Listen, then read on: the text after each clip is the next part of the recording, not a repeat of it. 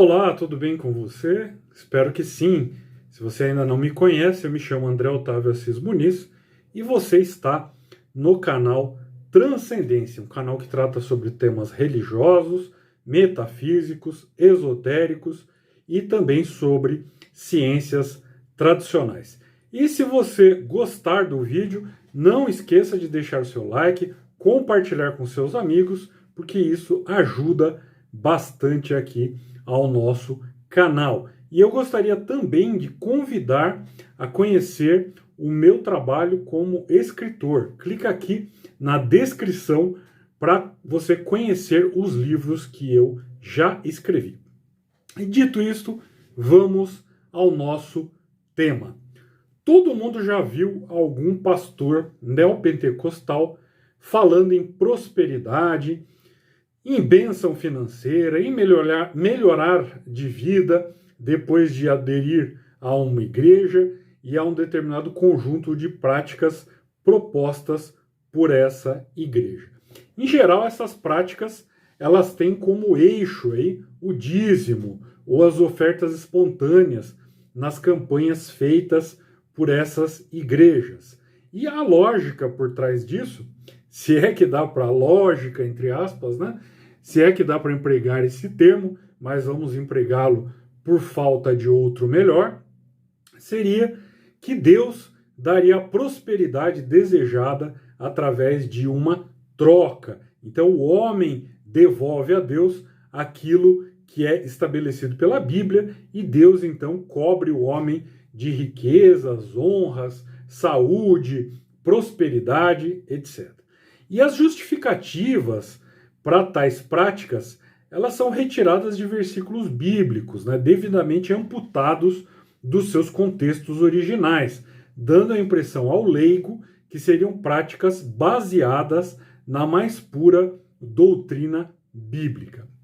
E por incrível que pareça, há também igrejas tradicionais aderindo a isso, né, com bênçãos para arrumar emprego, bênçãos para melhorar de vida através da quebra de maldições hereditárias e outras, né, aí que seriam fruto de feitiço, de olho gordo, de inveja e etc. Né?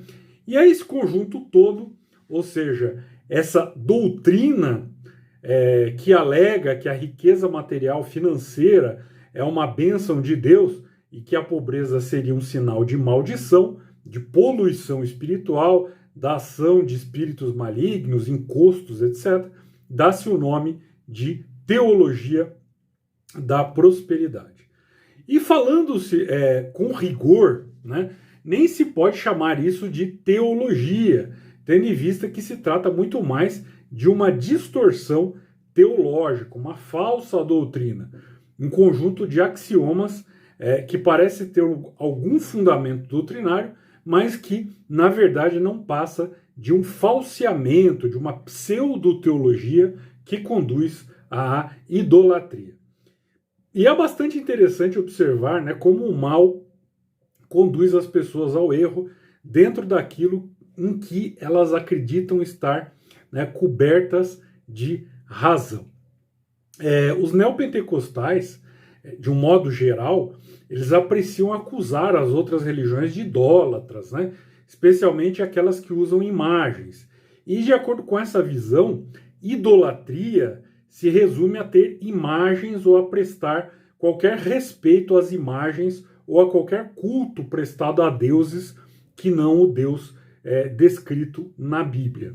Eu não vou entrar aqui em questões ou na questão da distinção entre latria, hiperdulia, dulia, pois não é o foco da mensagem que eu quero passar, né? E tampouco eu vou falar das origens do Deus bíblico, do seu culto anterior ao exílio babilônico, com imagem, a sua deusa consorte, etc. Se você quiser saber deste tema, eu tenho um vídeo sobre Javé, e eu falo mais ou menos, dou uma resumida nessa questão aí histórica interessante. Então vamos aqui nos focar no conceito de idolatria, no real significado desse termo.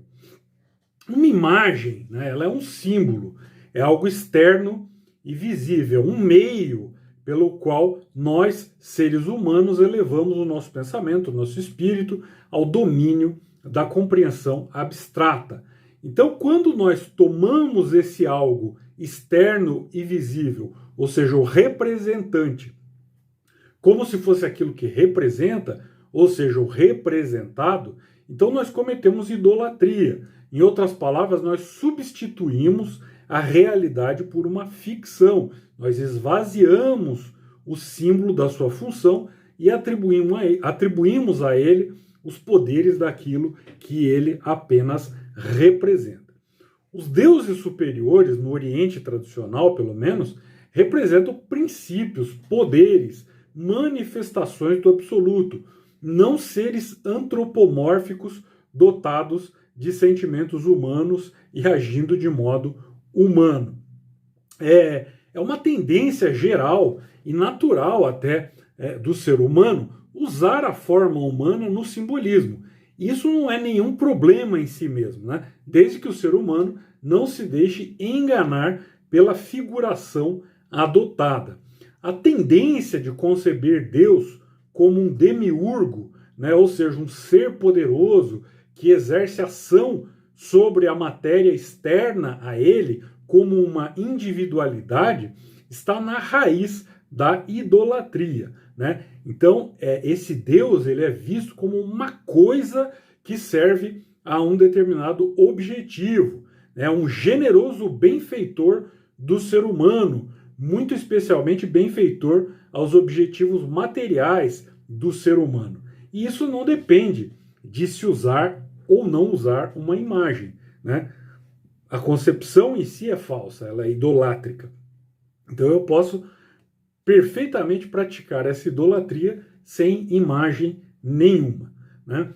E dessa forma, quando nós passamos a cultuar coisas ou um conceito falso ao qual chamamos de Deus, né, como se fossem o próprio ser supremo ou absoluto, nós estamos prestando culto a um falso Deus.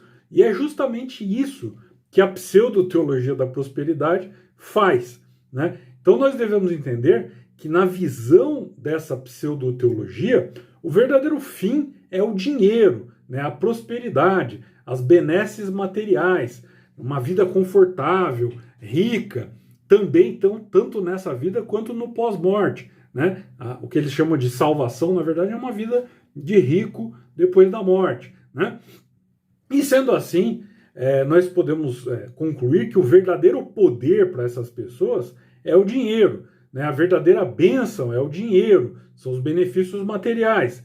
E esse Deus cultuado é apenas um demiurgo, cuja função é cobrir os seus devotos com a verdadeira graça, né? O verdadeiro objetivo, ou seja, a riqueza, os bens materiais, a prosperidade, a saúde, a sorte nos negócios, etc. Ou seja, essa divindade é um meio para se atingir um fim, né? O fim é o verdadeiro Deus, ou seja, o ouro, né? A riqueza, o dinheiro, né?